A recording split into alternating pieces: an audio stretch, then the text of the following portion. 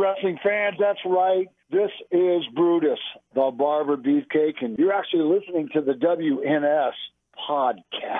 You're listening to the official Wrestling News Source podcast. For all of your information, go to WrestlingNewsSource.com or check us out on Facebook by searching WrestlingNewsSource.com or WNS Podcast. You can also find us on YouTube, Twitter, Stitcher, and iTunes by searching Wrestling News Source Podcast or WNS Podcast. Now being broadcast in over 45 different countries, here are your hosts, Daniel Herron, Tyler Abear, and Doug. That's right. What's up, everyone? I am Daniel Herron. I'm Tyler Abear. Yo, Pega. I'm Doug, Teenager of the Year. And welcome you to episode 213 of the official podcast for WrestlingNewsSource.com. For all of your information, go to WrestlingNewsSource.com. Check us out on Facebook, WrestlingNewsSource.com. You can find us on Facebook, WNS Podcast, on YouTube, WNS Video, and on iTunes, Wrestling News Source Podcast. We're on Stitcher, Player.fm, and Beyond Pod. Just search Wrestling News Source Podcast to find us. Follow the podcast at WNS. Oh, God. He lost his shit, too. Yeah, I never fuck this up. Follow us on Twitter at WNS Podcast. The only one who got it. Follow Daniel at WNS_Daniel. That's right. And Tyler at Tyler_Abear. Oh, yeah. So welcome to the show. Got a lot to talk about. Gonna dive into some feedback. Talk about Raw, Hot Topics, Ring of Honor, Total Divas, Q&A, all the good stuff. But first, how you guys doing? You hanging in there? Doing good. Yeah? Doing all right? Keep burping. Still burping? Yeah. I can't stop burping. Getting ever closer to your big day. I know the fans. Man, I got a lot of work to do still. The listeners are counting down the days. How many Are days? they really? How many days until your wedding time? Oh, I don't know. I'm not counting down. I know the date, but I'm not fucking counting down. Oh. I figured you'd be excited about this. I am, but I got a lot of shit I got to do. Yeah? What do y'all Fix do? up the house. Yeah? Oh, that'll, take your time. Oh, Starting this week. Oh, yeah. There you go. I still need to pay off the rest of my tux. That reminds me. I need to do that, too. Yeah, I want to get that taken care of. I'll probably do that. needs to get fit still. Damn. Yeah, see, we're not slacking. At least we're not that bad. I've already put some money towards it, so. Yeah. We're making progress. So, Doug, how about you? How you doing? You hanging in there? I'm good. Yeah, you ready for Mardi Gras? Woo! I don't really do Mardi Gras. I mean, I'll be working. I'm not gonna go up there. Oh, yeah. I'm gonna be working there, and then I'll have to see if I'm up for riding in the floats and all that. So, yeah, good stuff. So, welcome to the show. Like I said, we're gonna dive into some feedback. First one is from Subs. Well, before we get into feedback, let's address our like last week. Last week we sort of were like, hey, we jumped the gun, I guess. Yeah. Misinterpreted what I was told. So sorry about that for people who went and looked for us. Yeah, especially Victor. He sent me a tweet saying, "Hey man, I've been listening to the radio for about 4 hours now. I haven't heard your show yet." Oh man. Yeah, very, very, very sorry for that. But that's the worst. Sorry, dude. We're currently under negotiations for the radio show. It's not set in stone, but odds are more likely to happen than not. Right. So it's just a matter of getting approval, picking a time, and then once that's done, then we'll be off and running. So yeah, sorry to because that just like registered with me because you were like we were like, oh yeah, this day we don't know exactly what time, and he like sat there and listened for so long. So sorry, Victor. That's fucking awesome of you to do, but we're sorry that you did it. But I guess. We will for sure not be there until we tell you again. Right. We will definitely make sure to let people know when our show has been approved. Be on the lookout on our Facebook page or Twitter page or something like that. We'll be making announcements. We should know soonish. Yes. Within hopefully by the end of this week we'll have an answer. Right. So, but we'll make sure to keep you all updated on that. But again, we do apologize for anyone who took the time to listen, but yeah, sorry about that. But we do have some feedback from SupZZZ or Subs, but saying, "Hey guys, I've got a question." Oh, I guess I could have saved this for the Q&A portion. Should I save it for the Q&A or should we go ahead and knock it out? I've already said his name like 3 times. Don't matter. All right. All right, we'll knock it out. Saying, hey guys, I got a question. In WWE 2K15 for the Xbox One in my career mode, did you automatically advance 15 years after your WrestleMania moment? I would have liked if you could play through those 15 years. Actually, to be honest with you, I haven't got that far. I played it, and then I have a bad habit of just getting stuck on universe mode and just playing that the whole time. Yeah. So, I mean, I played career mode, or what's it called? Yeah, you know what I mean. But I played that for a while. But I don't know. I think Doug got further than I did. Yeah, but I don't. The fucked up thing is I don't remember, and it's been it's been like a while since I played 2K15, and I've been on that Rogue Legacy joint. So yeah. It may be a little while before I play some. I may get some time to play before my wedding and stuff, and then afterwards I will. But right now I got a lot of work. But I think that some what is it called? It's not career mode, but it's the feuds packs or whatever came out. I think the latest one was with Randy Orton Christian. Oh, cool. So yeah, I haven't played nearly enough of that game to really get going.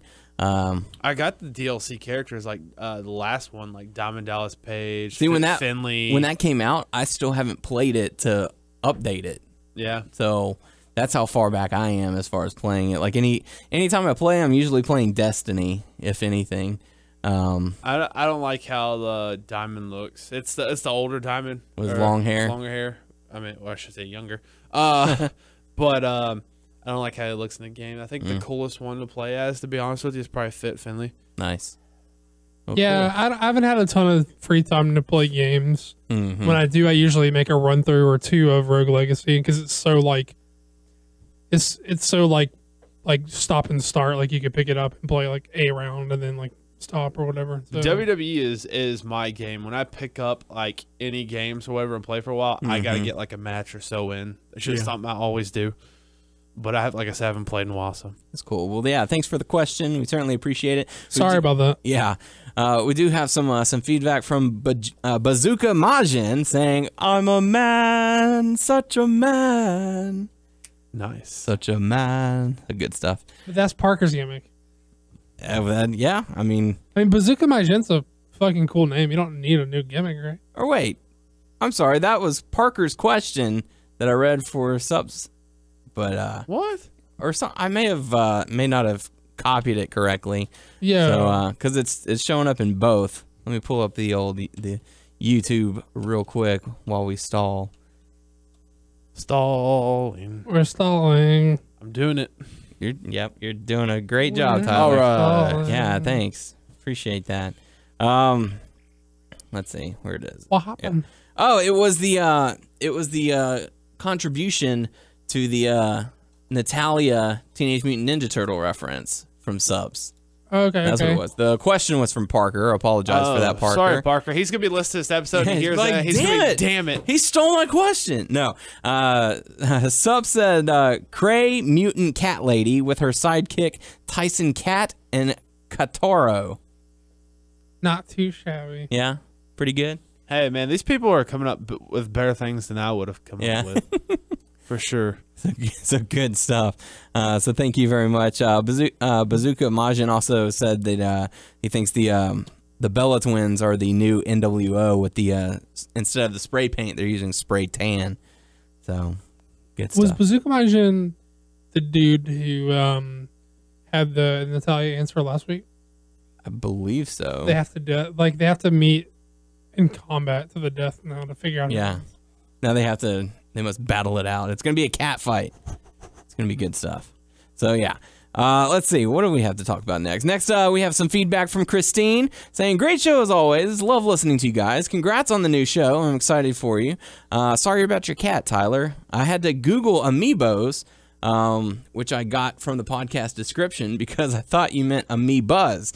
Now that I know what they are, I need to get the Bowser one for my siblings. Just to let you know, Bowser is common, so you can find it. Oh, all right. It's easy to find. Did they have like little markings like they did on like the old, trading cards and like Pokemon and stuff like that, where it was like, a circle is common, a diamond is uncommon, a star is rare and stuff like that? No? Oh, okay.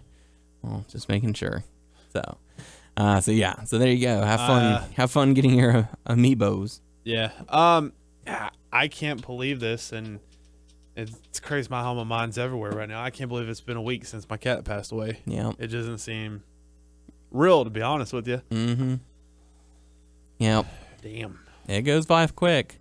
So next bit of feedback we have is from Seth Rickson saying, congratulations on the expansion of your show. I'm curious as to your expansion to Ring of Honor. I hope that you guys will also do some Lucha Underground, as at the moment I find it the best and easiest wrestling watch. I agree with that, and I would love to cover Lucha Underground.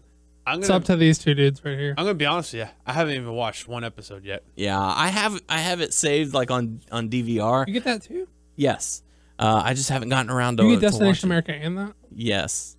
You fucking slacking, dog. I gotta find this shit on the internet. I don't know if You're more than welcome to come over and watch it anytime. Was it called Destination America? I don't know if I have that. I keep saying Destination X because every time I mean to say Destination America, it's Destination I say America. Destination X. Destination X on Destination America. I mean, I know what it's supposed to be, but I'm thinking TNA and Destination America, and it comes out Destination X. Yeah. Just to let you know, March 1st comes around. I'm gonna get the pay-per-view, ROH pay-per-view at my house. Sweet. So you can House come over. party. But no, I want to get into Lucha Underground. Yeah, I started watching a couple episodes, and then like I got out of my rhythm as far as watching DVR shows. So I have it always saves the last 5 episodes. So whenever a new episode comes up, it'll delete. Yeah.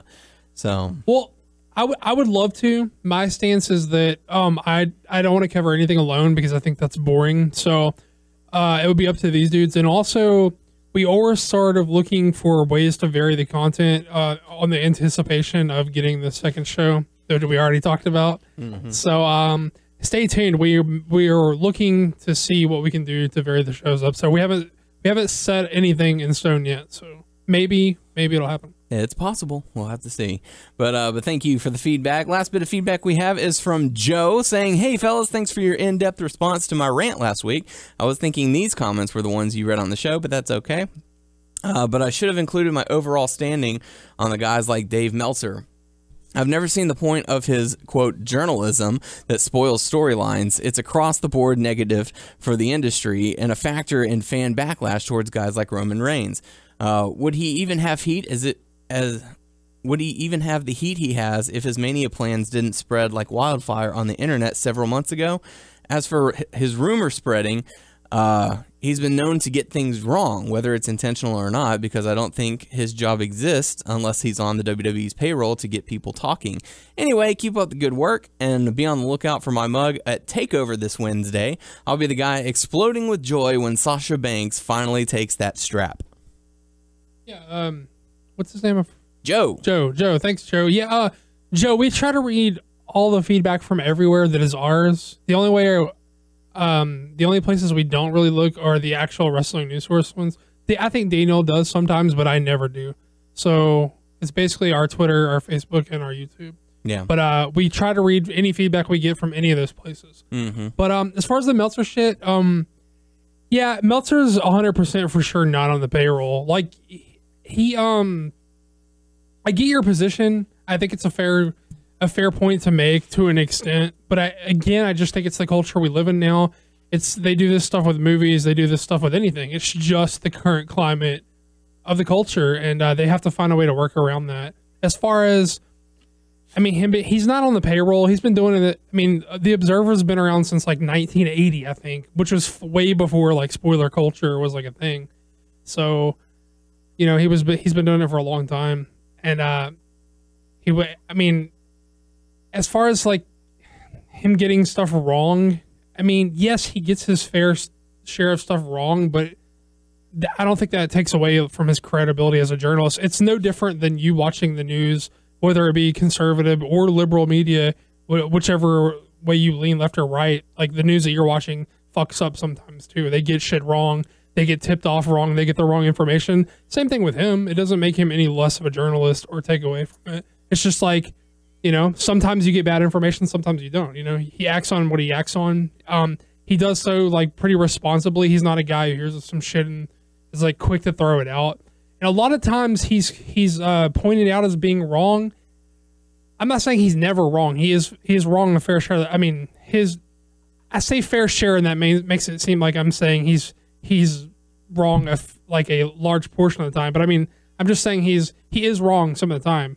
But a lot of the times he's like taken to task for being wrong. He also says like, this is what I've heard, but I don't know that I believe that. I don't know that's 100%, because he's like a guy who double sources. Like he'll say, I've heard it from enough people to believe that it's true or whatever. Mm-hmm. He's not just like a fucking rumor mill guy. Yeah. And he's legit. I mean, he works for like Yahoo Sports and shit, like as an MMA journalist too.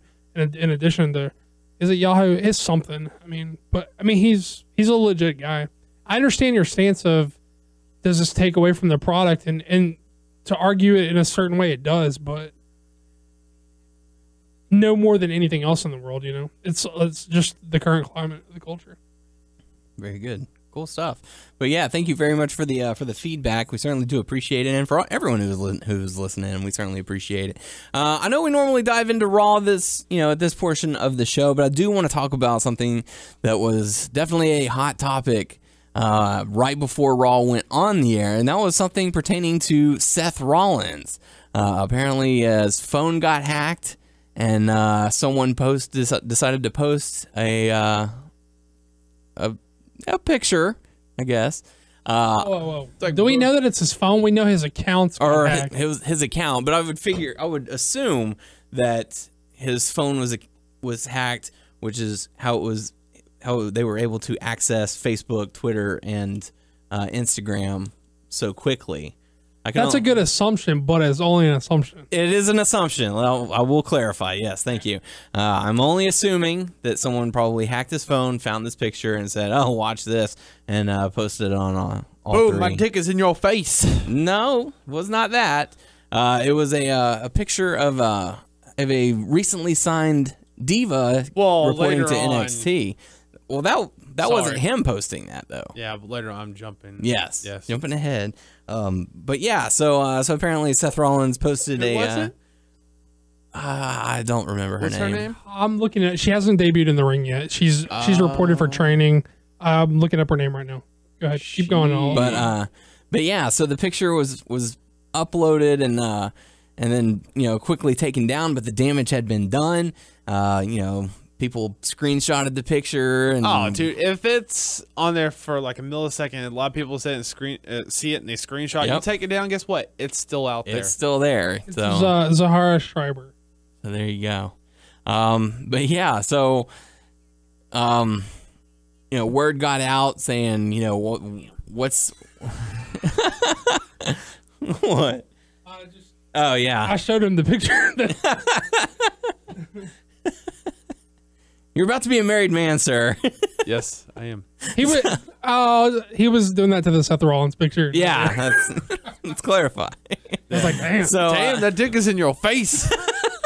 So Seth Rollins, or his people, whoever runs his accounts, quickly took the picture down, and but apparently the damage had been done because word traveled to Seth Rollins' fiance, who apparently was none too pleased about that, and said, well, screw that. If he's gonna be doing something like this, I'm gonna post his pictures. So she posted his pictures on her account, which then quickly got taken down. You want to get Tyler's his reaction to those two? Boom, in your face, all in the face. So yeah, and then another woman has come forth saying, oh yeah, he's been sexting me, for the past few months and on Snapchat and all that, So a lot of chaos ensuing whilst Seth Rollins is on Raw. Engaged. I'm guessing he is or was. He was. Well, she not recanted. Is that the right word? Later on, she said she did not take into consideration that it could have been like a hacked thing. Mm-hmm. So after she posted like his nudes or whatever. Yeah. I forgot I was gonna say. Go ahead. But it's one of those things. See, that's what makes me think that it was his phone that had gotten hacked, because if he's got a picture like this on his phone, they can just be like, oh man, we got him. Well, the thing about it is, it was clearly hacked. The account, because they posted it. They posted her picture, and then it said like her name, and then it had like a googly-eyed smiley face, like one of those kinds, And so clearly he didn't go to his own Instagram and post that. Right. No one's that. I mean, if there wasn't like a caption like that, I could understand someone making the argument that he accidentally put it on, because some have settings to where shit automatically posts, like pictures automatically post to your accounts and stuff. So I could see that argument if it didn't have the caption. The wrong one. Right. Like, oh god, no. But it had the caption like her name and then the googly eyed like smiley face like the whatever. So look what we have. So someone was clearly fucking with him, Yeah. So I don't know. And he did, later on state, I apologize for the fans, my family, friends that, saw these pictures. He's like, I don't apologize. You saw a good-looking girl and you saw my dick. Somehow I don't think that's how it went down. Oh, okay. Or how it should go down for that matter. But yeah, I mean, if he had this picture on his phone, that's his first problem. He shouldn't be. Yeah. Yeah. Sorry. Tyler here for a minute. He shouldn't be having these pictures on his phone. If you're unhappy in a relationship, do something about that instead. We can't speculate on that because we don't know the specifics of what's really going on in his relationship. And there's tons of plausible deniability with the fact that if he was hacked, it may have not been his picture. You can't say for sure that they hacked her phone, got that picture that she sent to her boyfriend, and put it on my phone, and then spread it. Well, they could have just remotely hacked into his fucking phone from wherever, and then put the whatever picture they had. So there's plausible deniability there. So talk to that girl or whatever, that other wrestler from NXT. See, the sad thing in all this is if anybody's hurt by this, it's going to be her. Yeah, she'll be the scapegoat if it. Which it doesn't seem like there's any backlash. Like the stuff I've read that they've been like, yo, don't address this in interviews and stuff, and they've just been like, he was a victim of like whatever. Yeah. So I don't think it's that big of a deal. Like he's gonna work out his relationship with her, however that's gonna happen, and I don't think it's that big of a deal. Like people like sext and send like nude pictures to each other. It's just the fucking world we live in. Like it's not that big of a deal. All right. Anything else to add from it, Tyler? Boom, dick in your face? Dick in a box. Dick in a box. All right. Well, let's dive on into Raw. Hopefully she's not hurt by it. That would be the fucked up. Yeah. Yeah. That would kind of suck. I did, as this was sort of bubbling over during Raw, I did wonder, I did think that it's remarkable how he must have all this shit going on when he goes to the back, but then he has to go out and act like it's not going on. I was like, he's doing a pretty good job. He doesn't look shaken at all, right? And he was like, I own this area. Well, this is my... You have to be. You have to do that, You yeah. Let your well, no, he didn't have a choice, but I'm saying he looked unshooken. So he was like, I'm not even worried about this. This is my house. My ring, my yard, whatever.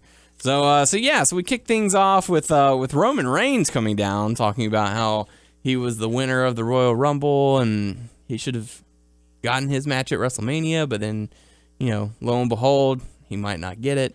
Daniel Bryan comes out and says, hey man, thanks for the opportunity. I look forward to facing you at Fastlane. But I'm better than you. I am better than you. We look about the same as far as, attractiveness, but he did make Roman laugh whenever he said that, so yeah, he's like, we look about the same, which is good. And then the Authority comes out, cutting their promos, saying, "Oh, well, we're gonna put you guys in a tag team match." So holla. That's gonna happen right now. So yeah, holla holla, tag team match, playa. I don't know, anything to really take away from this opening segment. Well, it's both of these guys are getting mixed reactions right now, and that's weird because they're not presenting either one of the guys like a clear cut, like as someone you can get behind. Yeah, that's true. Yeah. Both of them look both of them come across as sympathetic in the different situations, but then when they flip the script and the situations were reversed, they looked like as unsympathetic as they did sympathetic earlier. So it's really weird. It's like they're not presenting with the crowd with a clear favorite to get behind. Mm-hmm. And maybe they're doing that on purpose. Maybe they're riding that out to their advantage. They're saying, well, let's let the fans choose. Well, yeah, but the problem with that is they're not presenting either guy strongly enough to make a crowd want to get behind either guy. You think they would do like a triple threat?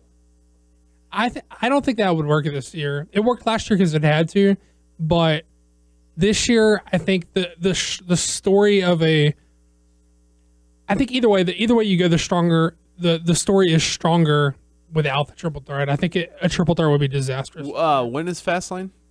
Next weekend. I think so. I want to say. Oh, but it's just weird, man. It's like, I can understand how it may be coming across as them trying to find their footing in the story because they did change directions. Yeah. So I can understand being like, well, we're shuffling our feet trying to get back to a place that's going to make sense, you know? So maybe you give them a sort of a pass for that because they're trying to find their way back to the story because they've clearly changed, or they may have changed. But at the same time, it's like, well, no, you put yourself in this position again. So, like, I don't know how, torn I can feel about this. It's sort of like you're just not presenting either guy strongly enough. Mm-hmm. And, I mean, I don't know. Like, now there's now the story going around is it looks like Vince has settled on Bryan as the guy. And, I mean, that's weird. I mean, who knows? That just might be another, like, rumor flying around. Yeah. But we're not going to know it for sure until probably WrestleMania's. Wouldn't that be a fucked up thing? I think we'll know Fastlane or the Raw following Fastlane who the guy is. But I'm sorry, go ahead. Okay, sorry, I was going to say, wouldn't that be a fucked up thing if it's good that Daniel Bryan wins, but it kind of be fucked up to Roman. Mm-hmm. I'm just saying. Like the first person to win the Royal Rumble and taken away. Since like the first Royal Rumble with Hacksaw Jim Duggan won, he didn't go on to WrestleMania, obviously. But, since they implemented that rule, the winner goes on to WrestleMania, he would be the first person to win and not be in the match, which would be kind of weird. Do you guys agree, disagree? Do you feel like they presented both of these guys in a way where you can't really get behind either one? And I'm a huge Daniel Bryan fan, and I don't hate Roman by any stretch of the imagination. So I don't have anything against either one of these guys. They're just not. They're not showcased in a way that I can get behind either one of them. It feels like with Daniel Bryan. Well, I know with both, but I know Daniel Bryan. He was doing kind of heel and face things. Yeah, they both were. Yeah, it was kind of like they were teasing, both sides. Maybe they're trying to make it. Like, maybe they're trying to play with the crowd and say, you don't know who's going to end up in this spot. Maybe they're doing that to their advantage because they are going to go with Roman and they don't want to they want to avoid a backlash as long as possible. Mm-hmm. So maybe they're stringing the crowd along in that way. They're not tipping their hand too much. Yeah. Maybe they're unsure still. I don't know, but either way, it's not doing either guy any favors. Yeah. And, like you said, the crowd was giving a, middle of the road reaction for both guys. Well, I don't know if I'd say quite middle of the road. Like,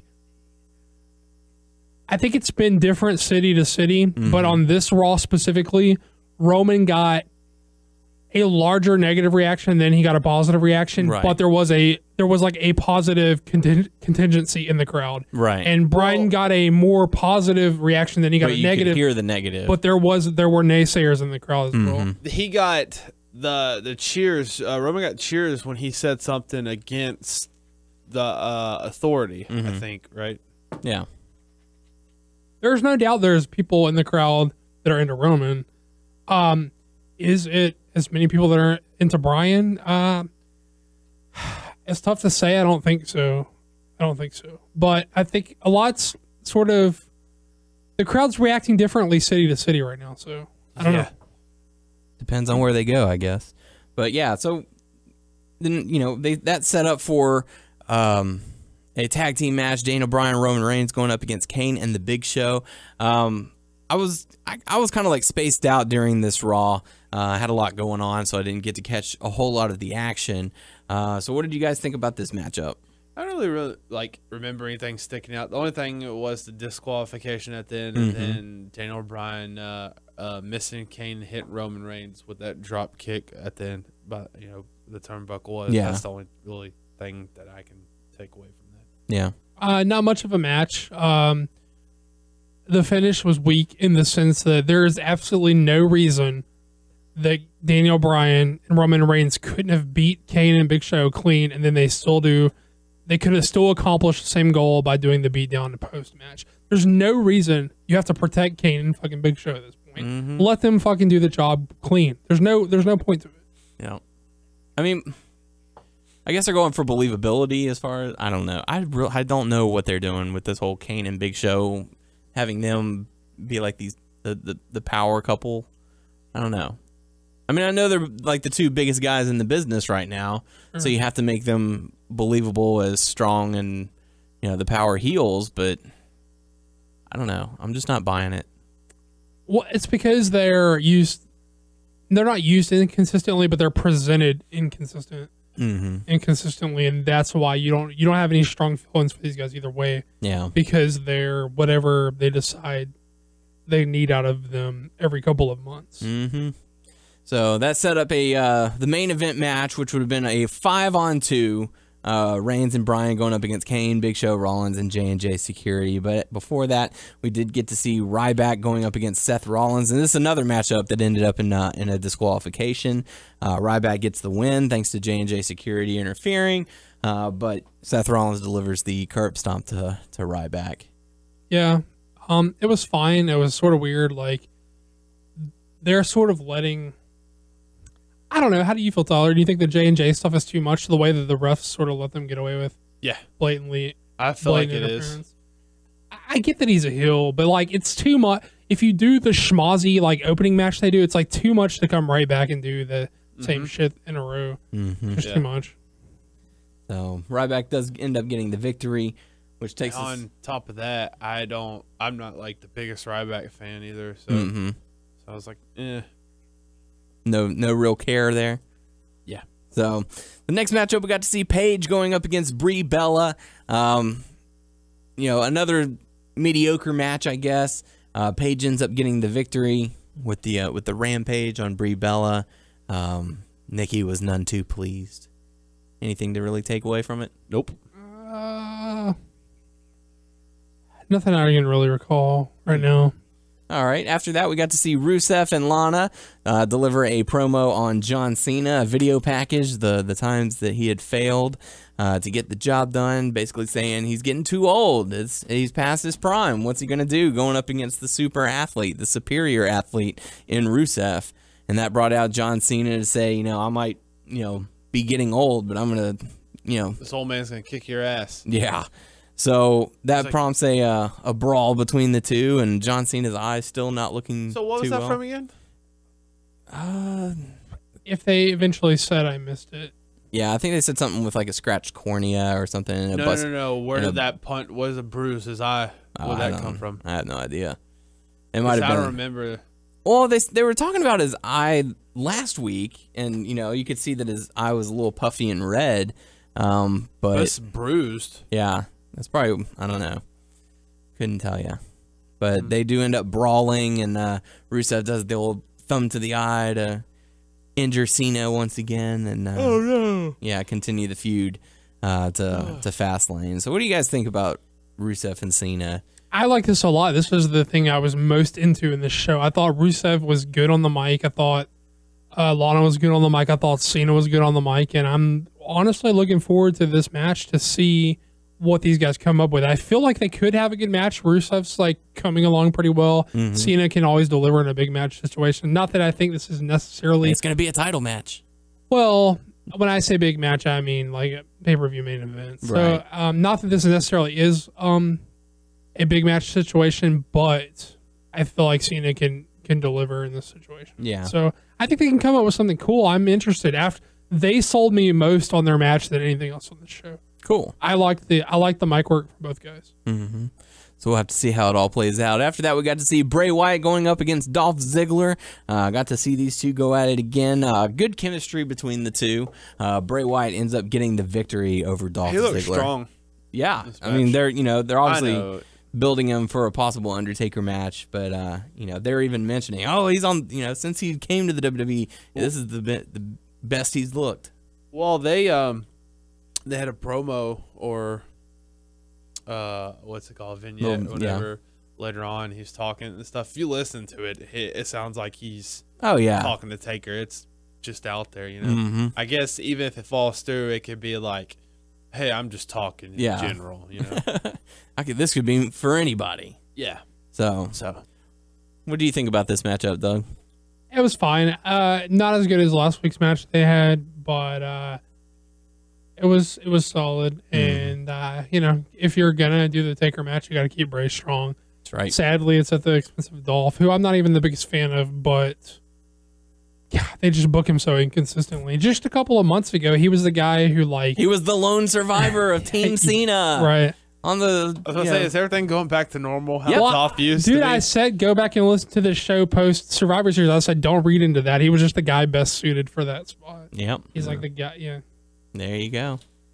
So after that, we got to see Paul Heyman come out with Brock Lesnar, cutting a promo on the importance of the matchup. Yeah, typical Heyman promo. Yeah, that's understated though, because we say Heyman's so fucking good that like you say typical Heyman shit sounds like a slight to Heyman, but realistically, he's like the best promo in the WWE of the guys in the main event. Like Brock looks the fucking best, and a good portion of that is you can attribute to Heyman being awesome. So, I'm a huge Daniel Bryan fan, but like if you're saying this is your possible three guys in the main event, like I'm think Brock looks the fucking best out of all these guys. Of course. He looks strong. He's been booked strong. He's kicking ass. He doesn't just kick ass in the matches. He's presented as a fucking ass kicker. And Heyman's presented as, the guy who knows he's fucking managing the ass kicker. Like, no one's going to fuck with this dude. So, I don't know, like, regardless of who gets the spot against him, like, he's the guy who looks the strongest right now, which is a fucking problem if he doesn't resign. Which maybe like Triple H was playing coy with. It's up to him if he resigns stuff. Like maybe they secretly have a deal on the table. We are begging him to resign. Well, see, the fucked up thing is if he doesn't resign, you gave him Taker's streak. Yep. And you gave him the belt, and he took the belt off TV for a long period of time. And so you invested all in him. For this big payoff. Well, the big payoff is like who's going to beat him at Mania, right? If that doesn't work out, then you sacrifice the streak and like, you took your title down a peg. Yeah. It means a lot if the payoff at Mania goes well. If it goes well with Bryan, or even if it goes well with Roman, it's fine. But if not, that's a lot. You put a lot of eggs in the Brock basket to not be able to re-sign him. Yeah. And one comment that I did see was one person saying, you have a certain amount of dates for Brock Lesnar to appear on. He'll appear on your pay-per-views and a couple of Raws. It was weird that he was on this Raw. Right? You could have just had Heyman go out there, cut that promo, and it would have been fine. Or have Lesnar appear towards the end of Raw during the main event and just throw everyone around. We sort of expect him on the go-home show to the pay-per-view that he's going to fight on, so... Give a reason to people to tune in. So it is weird that he was here on this random Raw. So maybe they have a deal with him. Who knows? He was just there. Hey, what's up? Hey. Yeah. Or maybe they're burning dates. I mean, we don't know how many he has left. That's true. I haven't been keeping track. Someone somewhere has. There's a chart somewhere. Okay, we got this many more, and then Thomas, have you been keeping track? Cut them loose after that. But that is a good point. It is a really random Raw for him to be on. It was just weird. Yeah. Like maybe he was there to film some backstage stuff, another vignette or video, and say, hey, while you're here, go out there with Heyman and cut your promo. If you re-sign him, do you have him win at WrestleMania? You personally, you book him to win at WrestleMania? If it's a one-on-one, I could see it. I could see him retaining. Just because you'd have the whole who is going to stop this man? There's he beat the Undertaker last year. This year he beat either Daniel Bryan or Roman Reigns. I wouldn't want to I'd want Daniel Bryan to be the guy to beat Brock Lesnar, but I'm thinking realistically on what the WWE would do.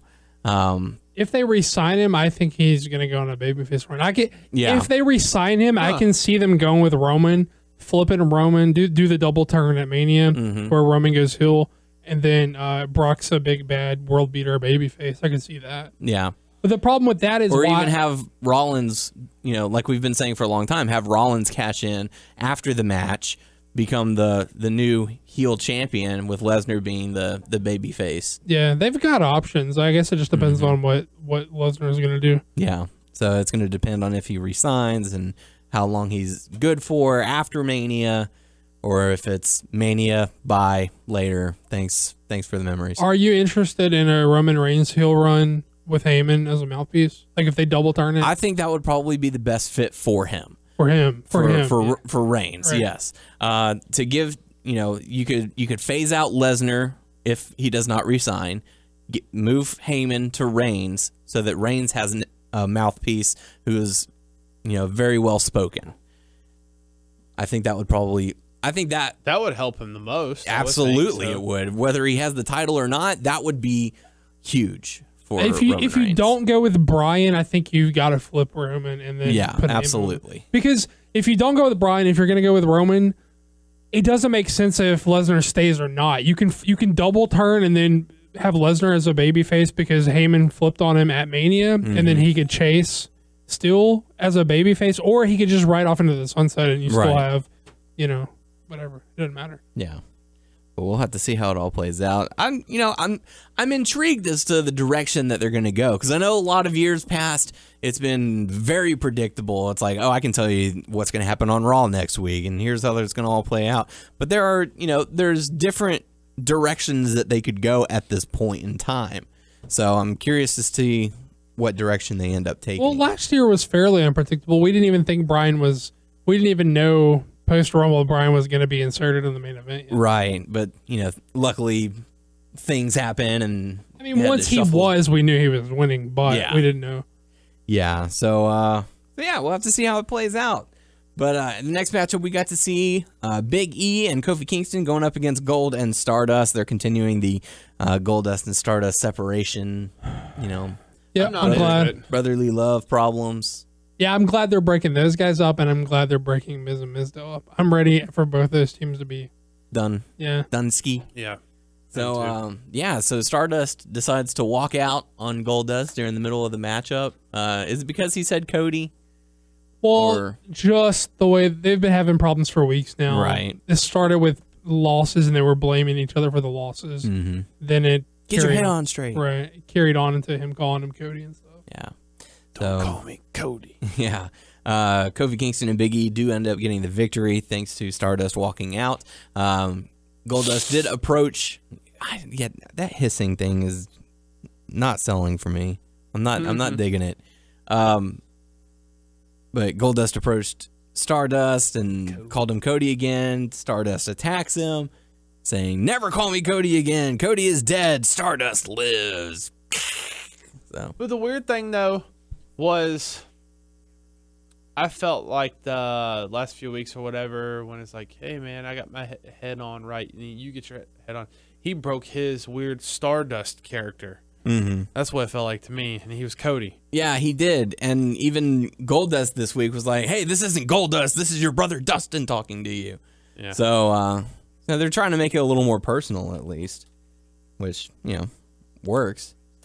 So, I don't know. Do you think they're going to have a WrestleMania match? I know they've been trying to have it happen for the past couple of years, but do you think they'll hold off that until Mania? Do you think we'll see that? I can see it being like the pre-show match or something. Yeah, maybe.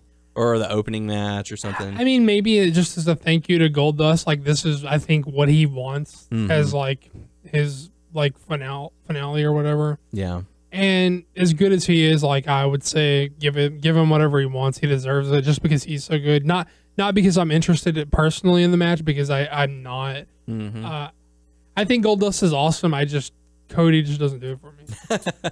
Yeah, and while we're on the topic of teams splitting up and the possibility of WrestleMania matches, do you think that through the slow burn that we've seen, we're going to get Miz and Mizdow at WrestleMania with Mizdow getting the face turn? Who fucking knows? Who knows? I don't know. I'm so over it. Yeah, done. Maybe that's your 2 possible pre-match shows right there. Yeah. Pre-show matches. I said pre-match shows. Pre-match Pre-show shows. matches. Pre-match shows. Yeah. So Destination X. So next up we got to see Triple H come out and saying, I'm a patient man. I'm very patient. But my patience has run out. Which isn't very patient. But anyways, he's wanting an answer from Sting on if You a pega? he what? You a pega? Pega. Pega. Anywho. Pegasus.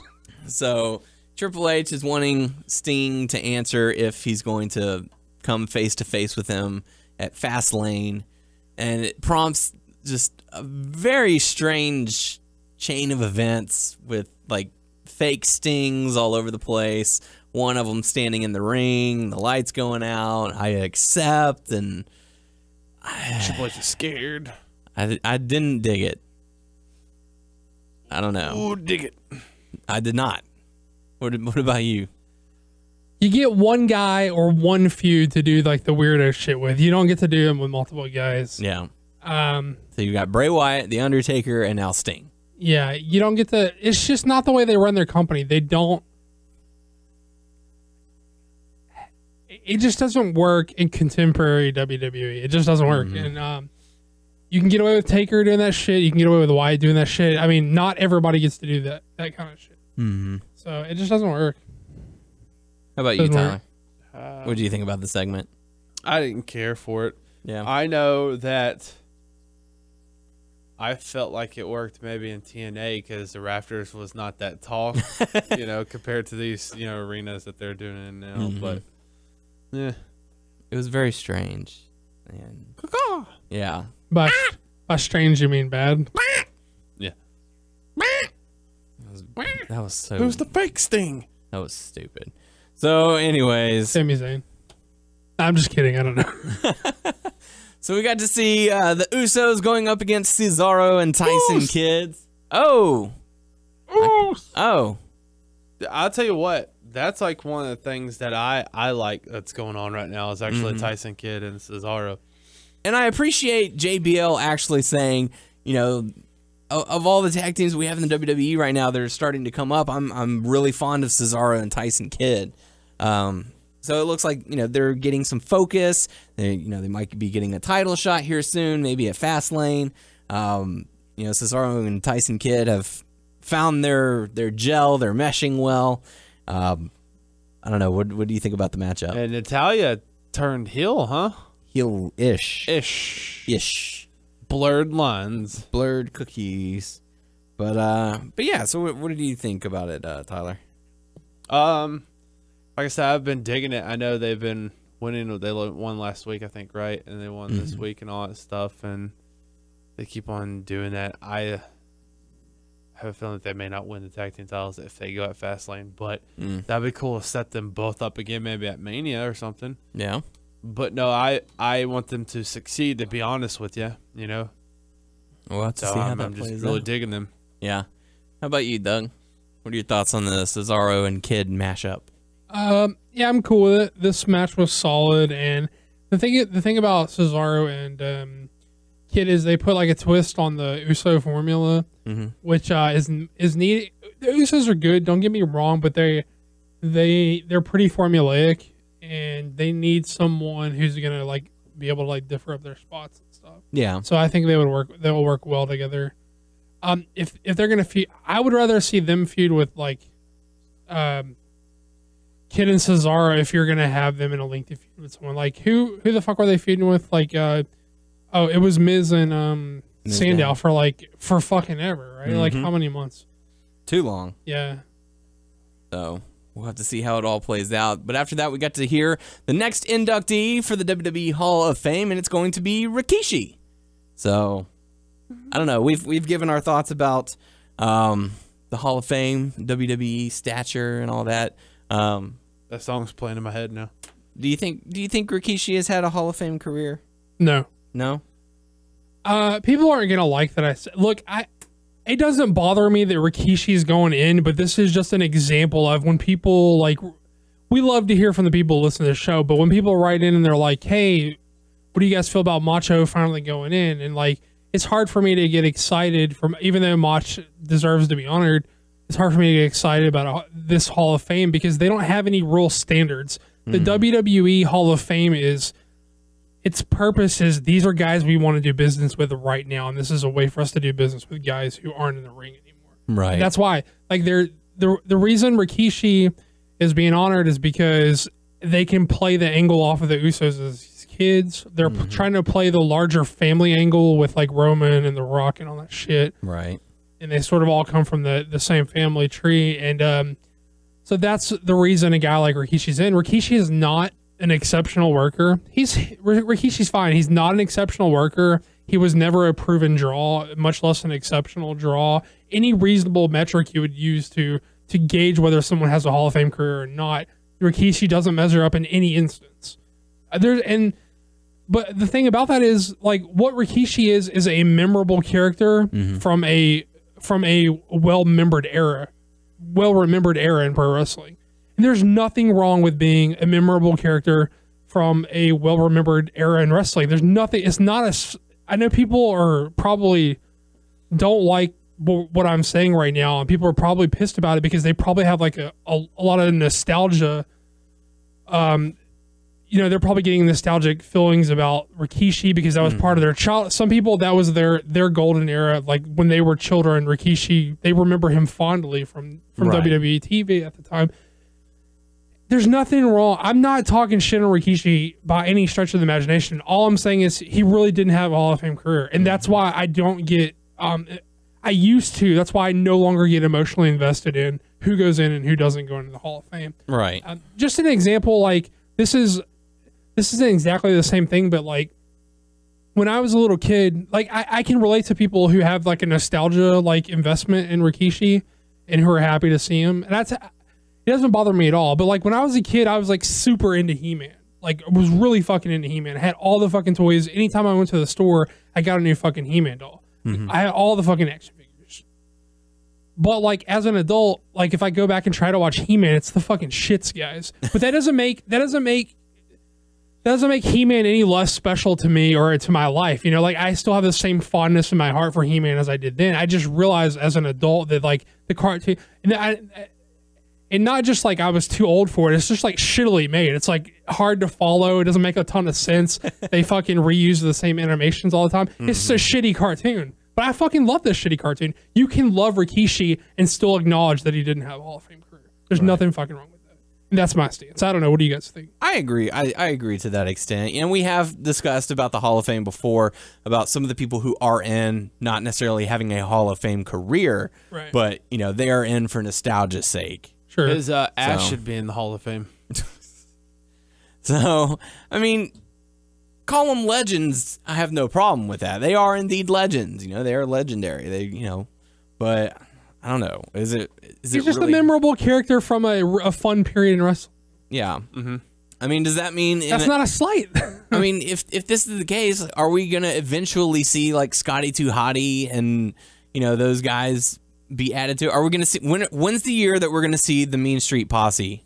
We want Gangrel. We want Gangrel. Again, the reason they're doing the Rikishi thing is because they can play off the Usos angle. So if they found an angle for those guys, then maybe it's a possibility. It's a way of doing business with guys. Right. They've established that they do this every year, so they have they know that they have to find guys to do this with every year, and it's who can we do business with this year that makes sense, that A, we're on good terms with, that B, like would accept. Most people will accept because it means money. I mean, it just does. Bottom line is it means money. You get a Legends contract out of it regardless. 2018, the Spirit Squad going in the WWE Hall of Fame. He's just not a Hall of Famer, guys. He was a fine worker, but he wasn't a great worker, and he wasn't a great draw. Yeah. He wasn't a great promo. He wasn't a great legend. He's, you know. I wouldn't call him a legend either. I would call him a fun character, nostalgic, attitude era wrestler. And I mean that in the most positive, like best way possible. Like no ill will. It's just he's not a Hall of Famer. Period. Yeah. I can see that. So good stuff. But he's going in regardless. I wonder I think they said that maybe Larry Zbyszko might be the next inductee. Yeah, I saw it too. So we'll have to see if that's confirmed or not. But after that, we got to see a matchup between Sin Cara and Damien Mizdow. And Miz decided to get on the microphone and say, hey, you're stealing my moves. Stop doing that. Get your own moves. I made the figure 4 famous, blah, blah, blah. Sin Cara ends up getting the victory. Anything to really take away from it? Nope. Really? I don't like how they're not giving Sin Cara any recognition for being on NXT. Like I don't like. Well, with those rumors of giving what's Callisto's name? Oh fuck. Alex Riley? No. What's his partner's name? Oh fuck.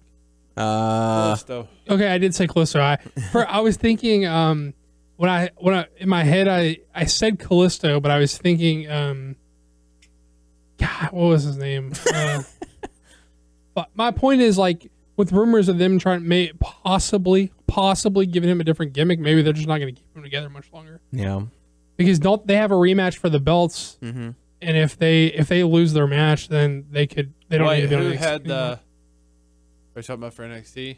They have a title. They have a title match. No, they don't have a title match. The Lucha Dragons lost their titles? Yeah, to like two just dudes. Well, I think that other guys I think one of those guys. What didn't one of those guys used to be Shawn Spears? I have no idea. Well, my point is, I feel like they're finishing up in NXT, and maybe they are no longer going to be a tag team. But still, it's sure. Hey, brought up to the main. I mean, Sin Cara is already on the main roster, but he's getting more focus in NXT at the moment. In his tag team with the Lucha Dragons. But I find it very strange that so many people are talking praise or giving praise to NXT, yet on Raw you very rarely hear of it. I mean, yeah, they did run a couple commercials talking about the arrival, the takeover that's coming up, but they hardly mention it on the actual show. How much? I mean, that's a good point, but how much do you want to muddy the waters? Because just because you're hot shit in NXT doesn't mean you're going to be hot shit on the main roster if you're doing double time. Mm-hmm. So say Sin Cara is a big deal on the NXT roster, but he's not. Yeah. He's coming to Raw to fucking do the job, right? Right. More often than not every time. He's had some wins recently against guys, right? But they weren't like any sustained you know what I mean? Right, but like this week, for instance, whenever he got the victory, say, hey, that's a big win for Sin Cara. Don't forget, Sin Cara is going to be in a match at NXT Takeover this week. So as simple as that. Okay, well, I thought what you meant by what you said is, I mean, they don't have to like put extreme focus and be like, oh, he's been, he and Callisto have been tearing it up in NXT. Okay, well, what I took from what you said was, if they're being showcased on NXT, they should be like showcased on Raw as well, or like not doing jobs and stuff. And I think that's sort of a weird dichotomy. Like, how do you present a guy? Well, it's like for the last two different things. Well, yeah, for the last takeover, they had Natalya and Charlotte saying, "Oh, Charlotte's the NXT Women's Champion," and you have her lose in like 4 minutes. So, hey, don't forget to watch this. Like, where was the logic in that? You have her win a match saying, oh, I got to check this out. And like, she looks like a tough competitor. Right. Well, it's different when you're talking titles. Yeah. But I don't know. I still think it's sort of weird. Like, I'm not sure what the right call is in presenting a guy differently on two different shows. Yeah. I mean, but still, it's like two shows that you own. So it's not like you're promoting competition. Well, I mean, if your argument is, hey, you got 5 guys doing double duty tonight, can't Sin Cara beat some other guy who doesn't need a win? Yeah. I think that's like different than saying he should be equally presented like on both shows. Right. I don't know if what I'm saying makes any sense. Yeah, no, I'm getting it. I was just like, you've got a fucking 75 guys in contract, but you're making 5 of those guys wrestle twice tonight. Like, can't Sin Cara beat fucking Heath Slater or something? You know? So, I don't know. But Sin Cara does end up getting the victory. After that, we got to see Curtis Axel on the microphone saying, use the hashtag Axelmania. Axelmania. So trying to ride off of that. I mean, at least he's getting screen time, so that's good. But he lost very quickly to Dean Ambrose. Nothing really to take away from it. Dean Ambrose is hoping to get a title shot against Wade Barrett. I got some bad news. Yeah, saying that's not going to happen, but I think we all know it probably BNZ. will. Yeah, that was stupid. That takes us into the main event for Raw with Roman Reigns, Daniel Bryan going up against Kane, Big Show, Seth Rollins, and J&J Security. Thoughts on the matchup?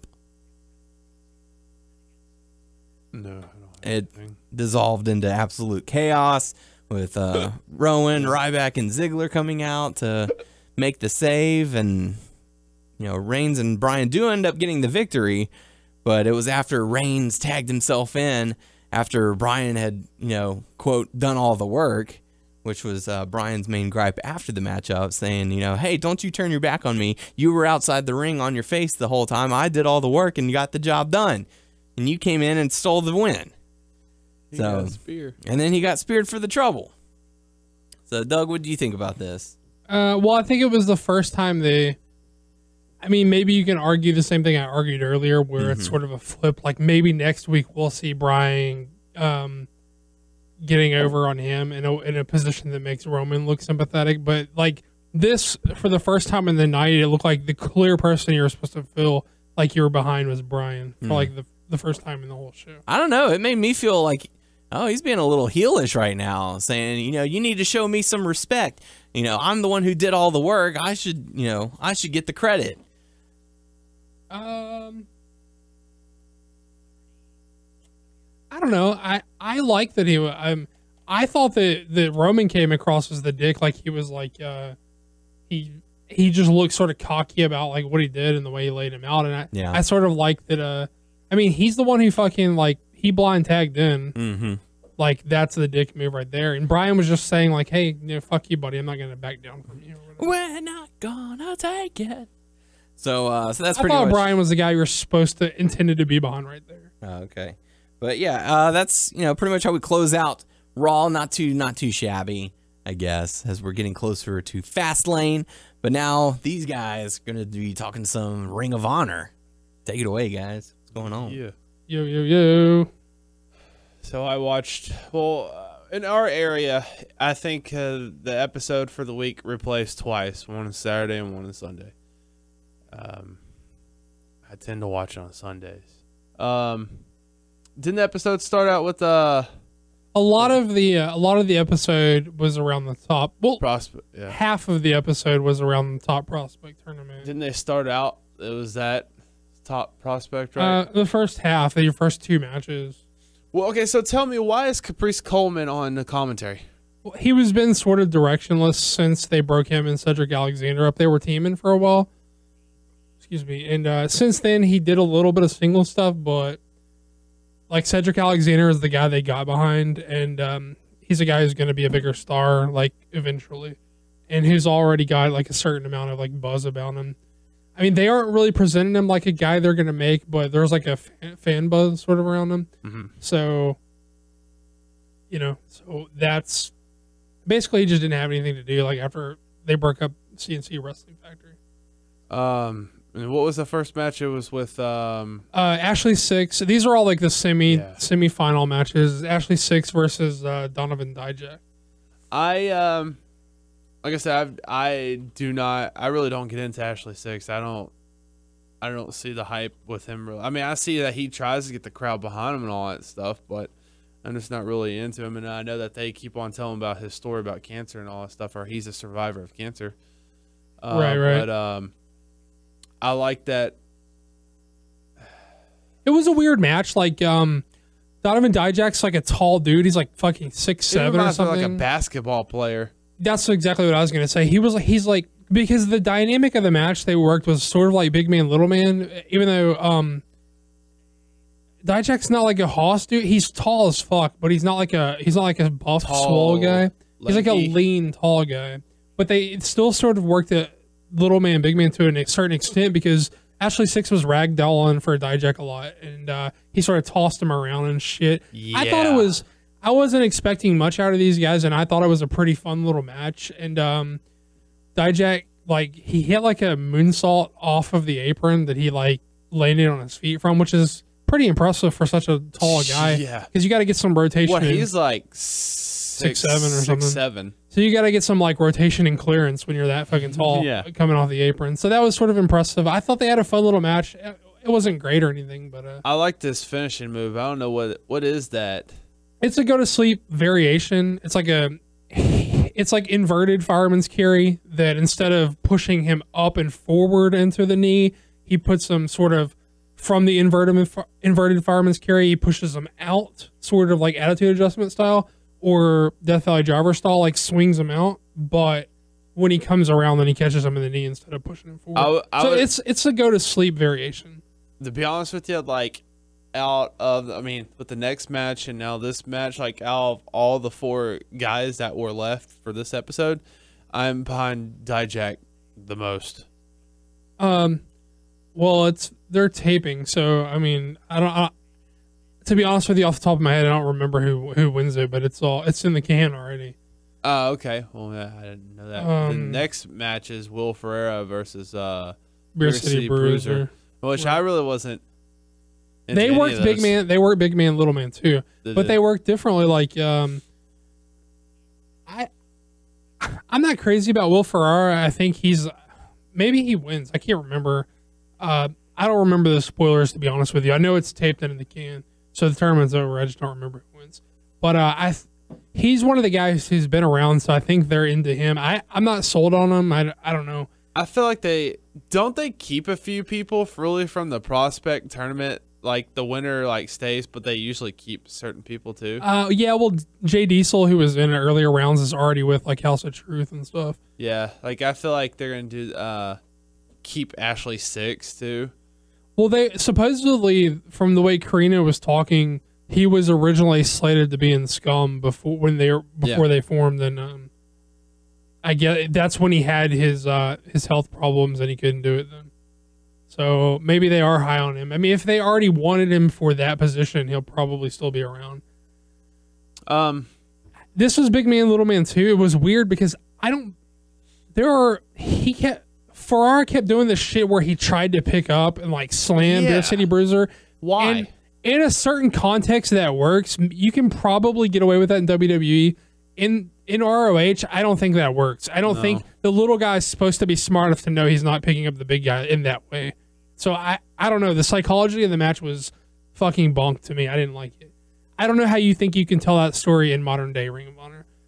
It's just weird. I don't know.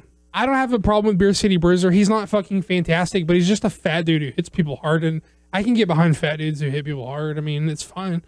I like fat dudes who hit people hard, but what's so funny is also I think like I like the kind of roll my eyes, and I know that was his job to do it, but I also liked where like Caprice Coleman throwing out the facts behind each,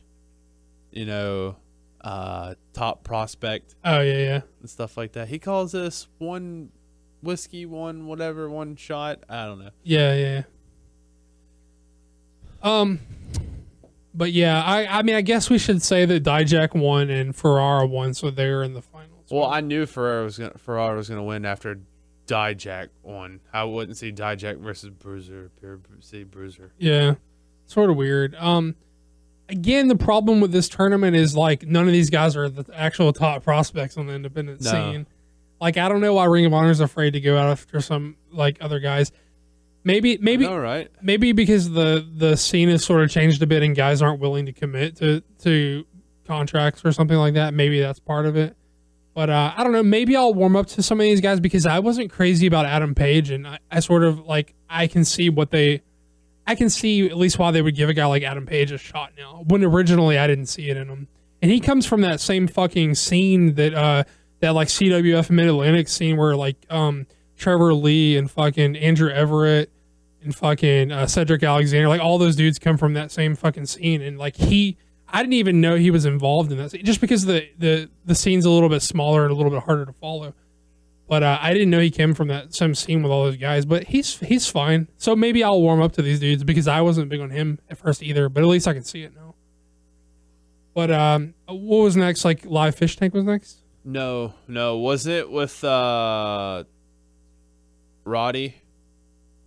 Strong, and who is that? Who's that guy he beat? Oh, he totally squashed somebody. Who? Yeah. God. TJ. No. No. I know. God damn it. That guy was talking mad game and shouting in his face. He was teaming with RD Evans for a while. God damn, what's his name? I looked him up too. I forgot. QT Marshall. Thank you. QT, Jesus Christ. Yeah. He beat him. Totally got squashed by Roderick Strong. Yes. And then that's when BJ Whitmer and Adam Page came out, and BJ Whitmer and Roderick Strong, they're both, BJ talking trash on him, and then, they're both talking back and forth and all that stuff, but nothing. They're trying to set up a match between them two for the 13th anniversary show. Nothing else really went down after that. They left. I feel like there was something after that. I thought there was something between that and the fish tank. I think that was between fish tank and the top prospect tournament. So okay, but then they had the fish tank with. We should have worked the fucking notes for this. Yeah, we should have. Next week will be on top of it. We're doing it off the dome this week. Sorry, guys. Yeah, so it was Girls. fish tank with Young Bucks. Yeah, basically they're just sort of building toward they have a match with the Young Bucks at the 13th anniversary show. This is just a little way to get heat between the teams and build up for the show. Didn't let him talk at all, and then they start brawling eventually because Bobby Fish was running his mouth, and pretty much people got involved, tried to hold people back, and Young Bucks started super kicking 10 guys. Yeah, super kick party, and that was it. And then the main event was the Briscoes and ODB. versus the Kingdom. Yeah. And it was fine. It was sort of a brawl type of thing where it was like a TV main event brawl. So nothing too crazy, not really going all out, but just sort of trying to get across. It was pretty reckless or whatever, but it's actually pretty tame. But I don't know. ODB looked like shit in this match. Yeah, she looked bad. Yeah. When they first at the end when they first showed where the Kingdom super kicked ODB, and I really couldn't tell at first. Oh shit! I look like they kind of hit her in the face. I thought when they showed the replay, it was chest. I was like, oh okay, man. But I like those reactions when you first see it and you really can't tell, and it looks. I like it. The first reaction is what counts. I mean, Yeah. But before all that stuff, they had I can't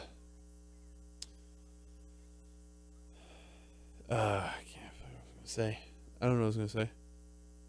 I'm blanking. But I don't know what I was gonna say. But also, Adam Cole got involved too. He came and he don't talk. He got in commentary. Well, they put a mic on or whatever, right? But he didn't talk, but he distracted ODB. Just last week, he came and sat in the chair and didn't say anything and sort of flipped him off. He's supposed to be on JR's podcast this week, so that's cool. Yeah, I needed to give that a listen. It may already even be out. I need to check, but he's supposed to be on there. Yeah, that was TV this week. Let's run down all the announced matches for the 13th anniversary show, which is March 1st, like you said. Okay. They just announced today ODB versus Maria Kanellis, which is I don't know, guys. ODB didn't look hot. Yeah, she did not look good at all. She didn't look very good. And Maria Kanellis is fine and all, but she's not necessarily there to be a wrestler. Yeah. And okay, so also they set up the BJ Whitmer and Roderick Strong. We got that coming. AJ Styles versus ACH, which should be fucking awesome. And for the tag team titles, we got Red Dragon versus Young Bucks, like we just talked about. We got the TV title match, which is going to be Jay Lethal versus Alberto El Patron. And we got the Four Corner Survival title match with Jay Briscoe versus Michael Elgin versus Tommaso Ciampa and versus Hanson. So those are the announced matches so far for 13th anniversary show. Again, it's March 1st. I need to watch more of stuff with Hanson because what I've seen of him, I'm not really into him that much. He's fine. He's sort of like a big, strong guy who does some impressive, like, agility stuff, you know. But yeah, Cuckoo. that was it for that. Yeah. And now, Total Divas with Doug and Tyler. Mostly Doug. No wonder people call you fat on Twitter. Shut up! I have to say, I feel like a real diva. You are a grown-ass woman. I'm doing the like the dreamy wave stuff, like you're coming into the scene. Whoa, man. Setting the scene for you. Dude, where's your dream? Where's your dream, dude? Dude. Squirt. Squirt. Fun name. So let's. Hey, we're gonna talk about Total Divas. Yeah. Okay, I'm gonna do this. Get the depressing stuff out The goofy won't be last. Yeah, okay. Let's do the depressing You're stuff. fucking learning it, man. I'm proud of you. Okay, depressing stuff. Let's talk about Natalya and Tyson Kidd with John and holy crap, I'm blanking on their name. Oh, Funkadactyls. Trinity. So okay, so Jesus they Christ, show. we were fucking names up tonight. I know, right? So they start with their stuff where, okay, hey, they're working together, and she goes, you know, it's been a dream of mine to work with my husband, but we've been having problems, so it's been actually not that great. And backstage, they didn't show too much. Tyson Kidd was there for a little bit, and they argued for a little bit, but the rest of the episode was just Natalya with Trinity and all that stuff because her house is gonna be fumigated and all that stuff. She said she's having a lot of problems with her family, like her dad's health is not good, her mom's house is not doing good either, her car is going to shit, and then they also got to fumigate her house and all that stuff. So she goes, I don't know where I'm gonna go. So Trinity is like, hey, you can stay at my house. So she brings the cat. He's like, yeah, that's great, but I have to bring my ugly ass cat with me. Yeah, they bring the ugly ass cat. Well, she goes into that. They put a tent or some weird ass shit over the house, and she runs in there like, "Oh no, why are you going in there?" Just to go get the cat bowl. Do you remember what she forgets? Yeah, the scooper. Yeah, the pooper scooper.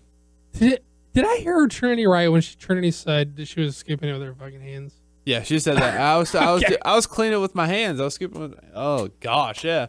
I handle cat poop with my fingers.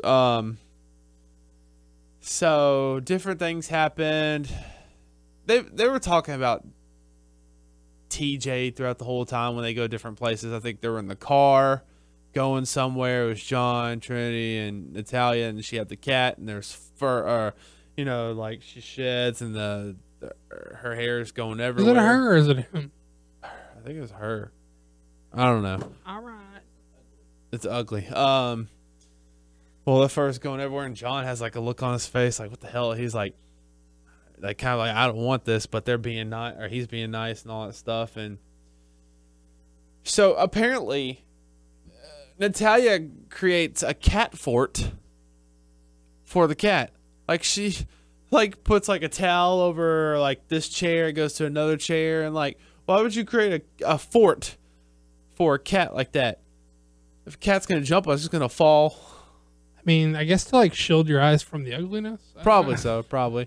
And then it looked like they had. We're such a dicks to that cat. Yeah, It's so fucking ugly though. I could be wrong, but it looked like they had the cat litter in the kitchen. That's what I thought. Well, John and Trin's apartment is kind of small again. Yeah, it is.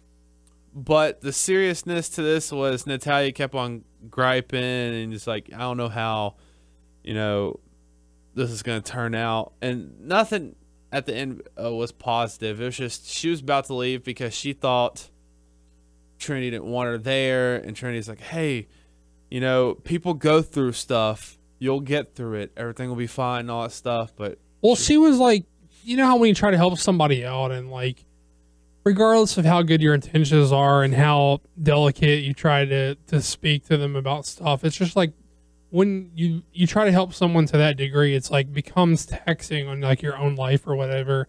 And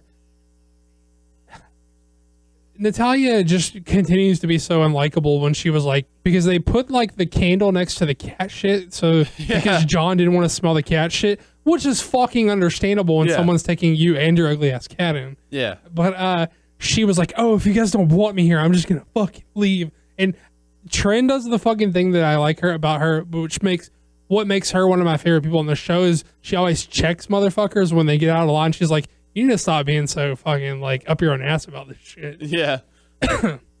Yeah, I don't know. But then she finally calms down, and that's the end of that. Yeah. And then, what's the other one? Okay, so Cameron, Alicia Foxy. Fox, and Rosa Mendez. Okay, so Alicia Fox and Cameron, they don't get along. So Rosa Mendez is like, hey, let's have a girl weekend, right? Or day. I don't know. Like they go to L.A., I think. California. Maybe. And LA's in California, so maybe. well, Rosa is maybe setting both. this up. Rosa is setting, yeah, maybe both. Rosa is setting this up, and Cameron wants to do this so she can, you know, her relationship with Alicia, that can, you know, she can just sell this and all that stuff. And oh man, this the whole time they were just bitching at each other and just taking cheap shots or little shots and stuff, and they both exploded at, you know, different times and stuff. And I guess the gist is really that, like, I guess Foxy thought like there was some weird thing where Alicia Fox thought that God, I'm gonna fuck someone else's name up today. that she was gonna Replace her. Yeah, she was like there Cameron's to gonna replace her. Cameron was there to replace her, and she was just like, Cameron was like, yo, we all do our own thing. Like, no one can replace you. It's all good. Stop being an asshole. And like, Yeah. that was pretty much it. That was it. She said that. It was pretty fake and insincere. She was like, how could anyone ever replace you? I was like, I don't know. Lots of these girls seem very replaceable to me. Yeah. And then we come to the best storyline of this episode. Before we get into the main part, the beginning of this episode, it was random. Nikki was working out, or she was trying to do some yoga stuff like in the yard or something like that. And then This John, story is about how Nikki and John like to have sex a lot. well, before that, whatever. It's a little tidbit. It's nothing to do with that. John comes out in like his old wrestling gear, like the onesie or whatever, and he has like a luchador mask on. Did you ever see that? I missed this part. I caught the end, but I didn't see this part. Oh, but nothing really happens, and Nikki was like, "Oh, pretty much like you're embarrassing me and all that stuff." And Where were they at? they were at John's house. Like people were gonna see him. His mansion is shielded from the public. Yeah, yeah. But it starts out where they're at the store, and they go. What do they say? They go. They're looking at condoms, and they were like, "This is." They had another word. They said two different things. This is vegan condoms, or no. This is organic condoms. And it's like really and all stuff. They got on the subject about different stuff. Do you think that when John Cena and Nikki Bella have sex, they use condoms? I can't picture it.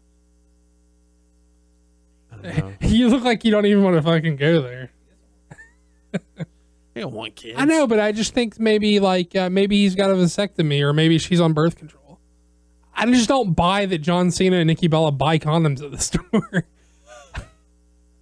John Cena's like taking a picture with kids, like, oh, okay, I gotta go over here for a minute, and comes back with condoms.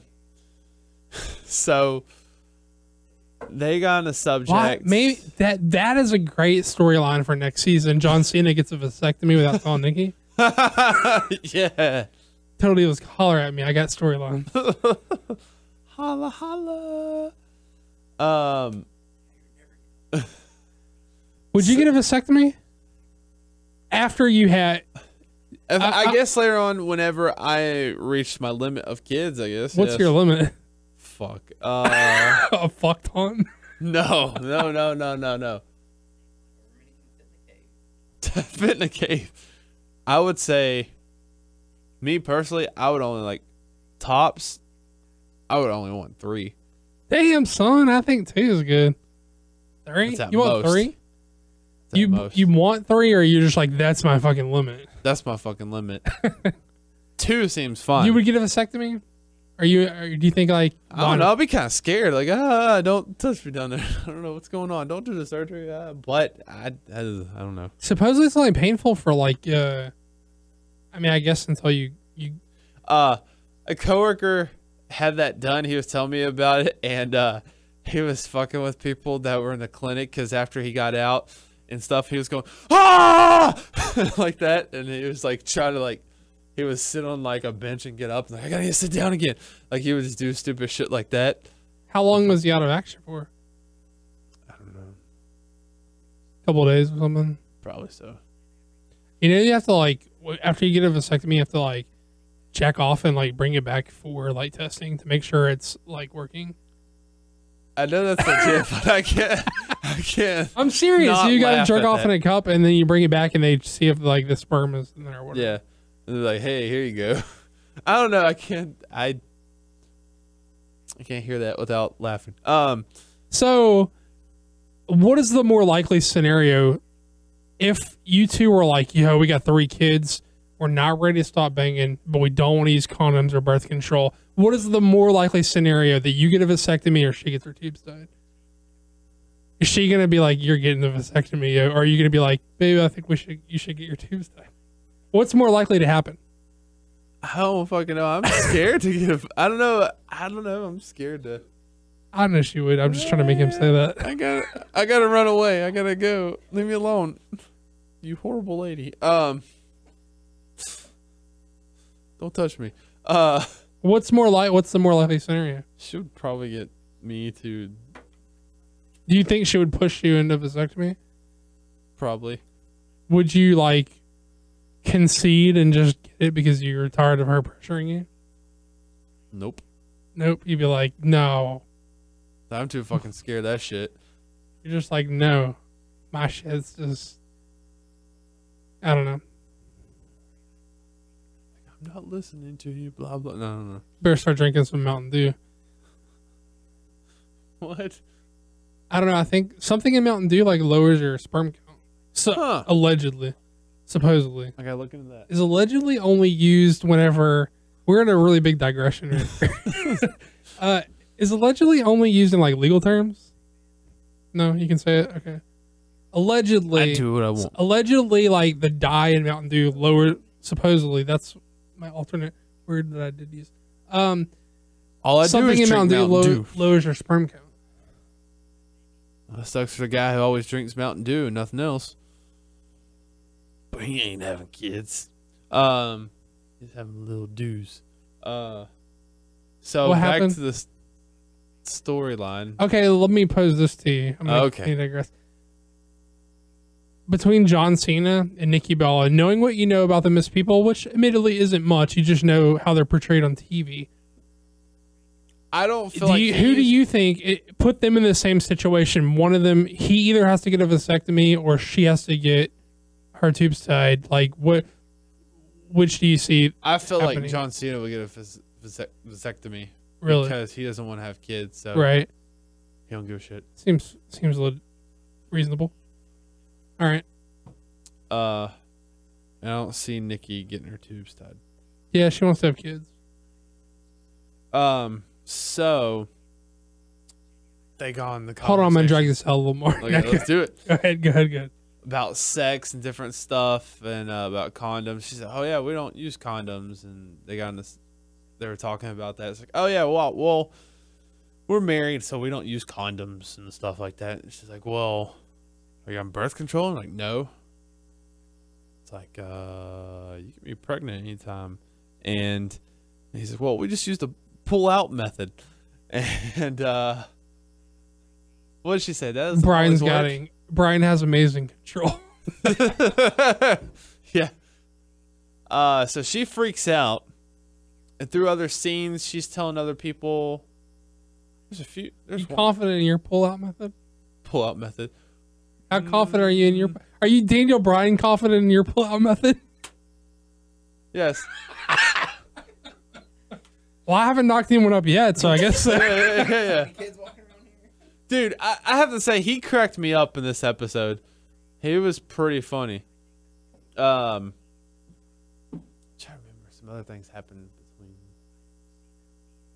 I don't know. She was freaking out the whole time, Nikki, and they talked many times throughout the episode. Nikki and Bree, and Bree got pissed off. And there was a time where they were Daniel Bryan and no. Yeah, well, Daniel Bryan and Nikki, Daniel Bryan and Bree were talking, but they were like, I think about to put a garden or something. They were doing something with like the ground or whatever. I think they were going to start a garden, but in the ground. Yeah, hoe in the ground. But he was just rolling his eyes and stuff with all the stuff that Nikki was saying and all that stuff. And oh man, every time I watch an episode and he says the funniest shit, I always say, I'm going to remember this and say this on the podcast. I always forget all the funny little shits, little shits, all the little stuff that he says that's funny. But he was funny in that segment. Notes. Yeah, I need to do that next time. Just jot it down on your phone. You got a little notepad on your phone? Mm-hmm. And then there's also suddenly dawning on me, if this radio show goes through, do you think we could actually do Total Divas on the radio show? It's gonna be hard. We're getting sides from our producer. We can get away with pulling out, right? Supposedly, we recorded this demo, and I said a-hole. I said literally quote a-hole, and they said you can't say a-hole. I would have a lot of editing to do, guys. What about we can get away with pulling out? And I'm gonna have to do a lot of notes from the producer. I have to do this in my spare time, by the way. I'm gonna have to edit that show. So, well, sorry guys, we gotta talk about pulling out. It's happened, so you gotta hear about pulling out and sex and all that good stuff. Educational, kids. Yeah. Maybe we can't do Total Divas on the. We need to think about that. Total Divas is so pure on the podcast. Yeah, you don't want to taint that. Yeah, but maybe that we can use it as a selling point. Like if people really want to hear this stupid garbage, you have to go to the radio show. If you want to hear the edited version, the completely filtered version of us. If you really want to hear how confident A-Bear is in his pull-out method. Yeah. So Nikki, almost guarantee that would probably be pulled. Well, the pulling out will be pulled. Yeah, I'd have to pull out. So Nikki, this segment. We were talking about the other day. We're like, hey, we could happily show like the radio show to our grandparents because like we wouldn't say anything fucked up on it. Yeah.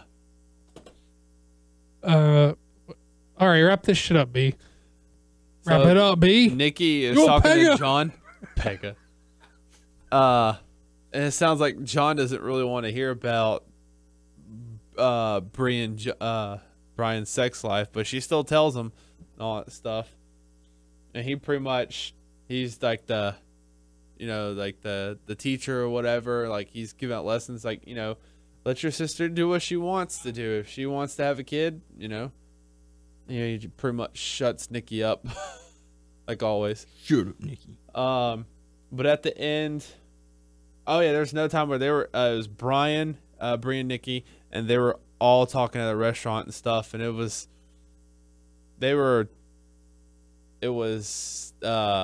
Bree and Brian against Nikki and all that stuff, but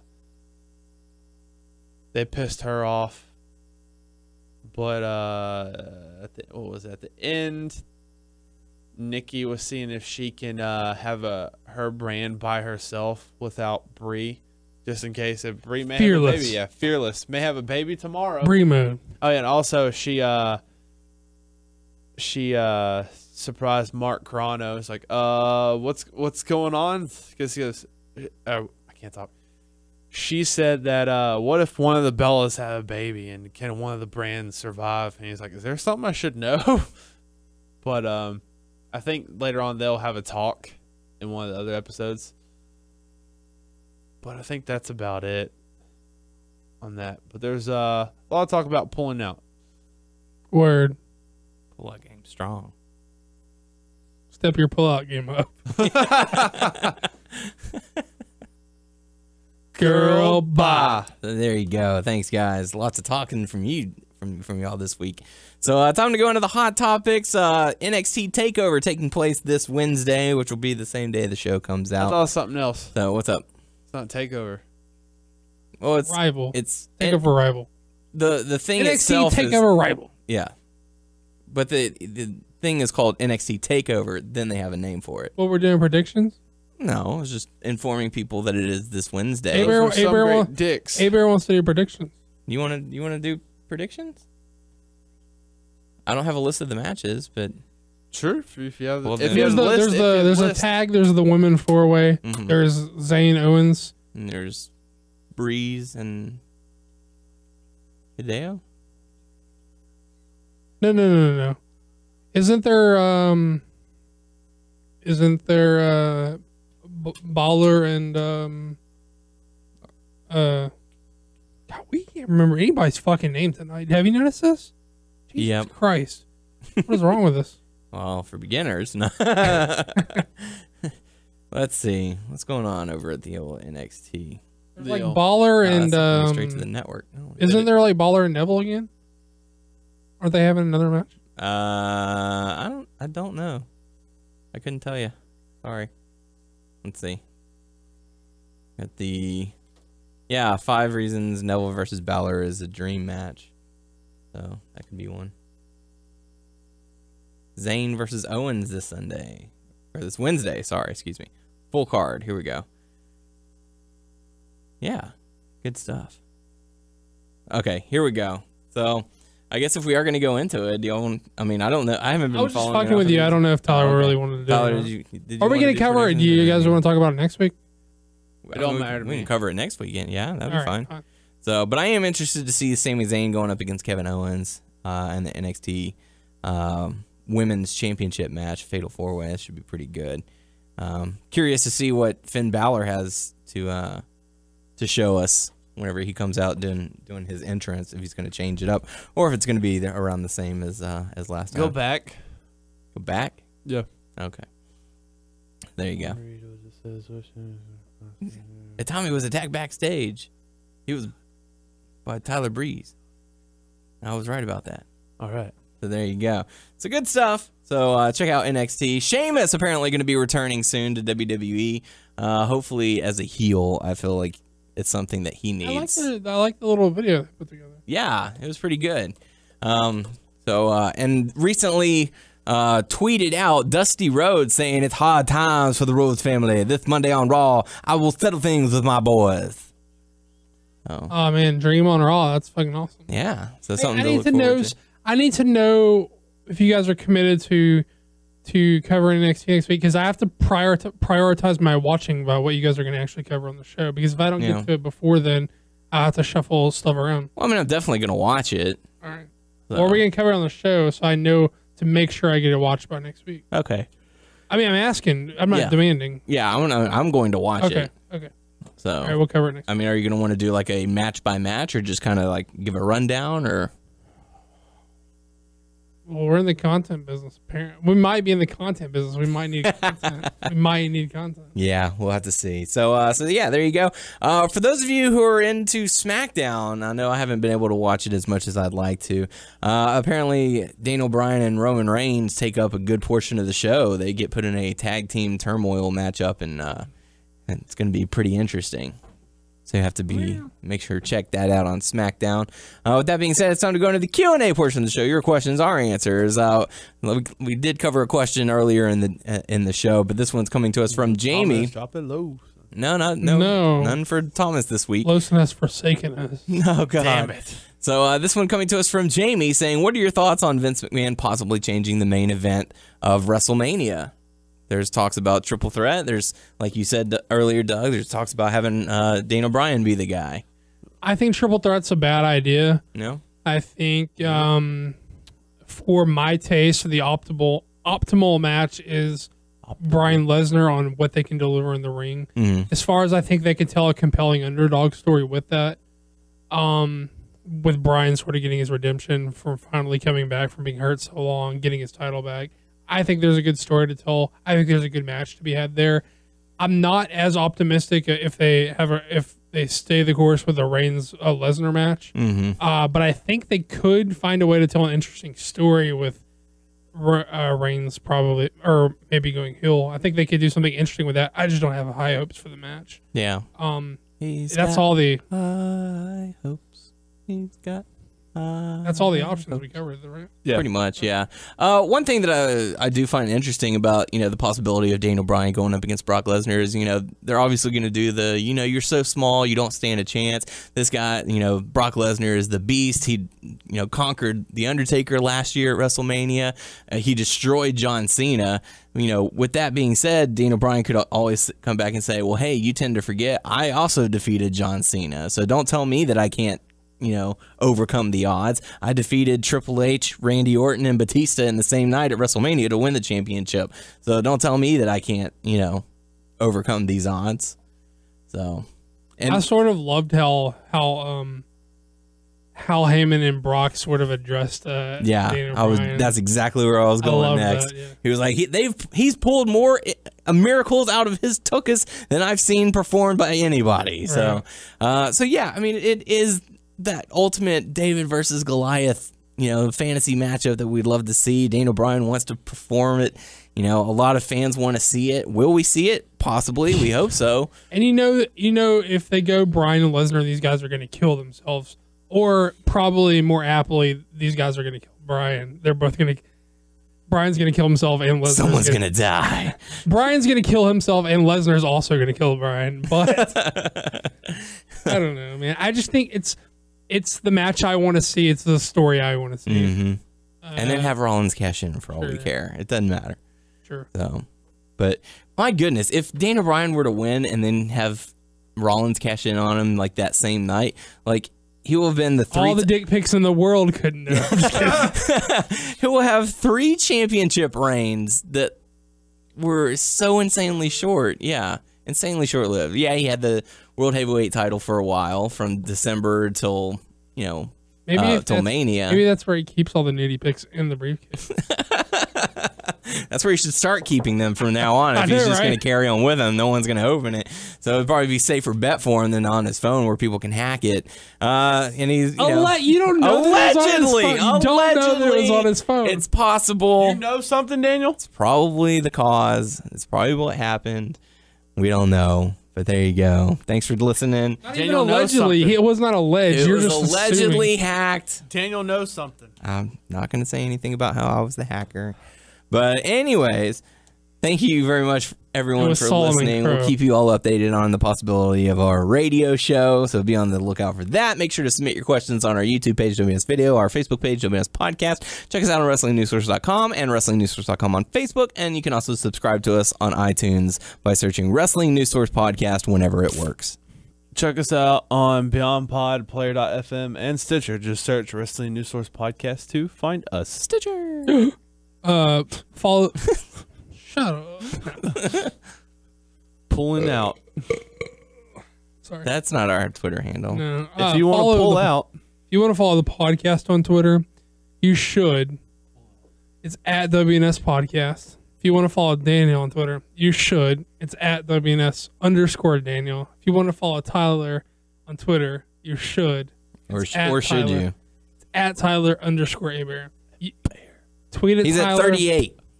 So he's kind of tweet at Tyler and tell him how confident you are in your pullout methods.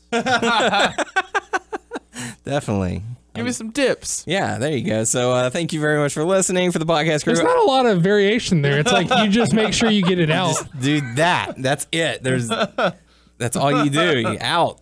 You go fast, you go slow. What? Do you pace yourself? Do you like, okay, You this get out there as quick as possible. Yeah. Wow.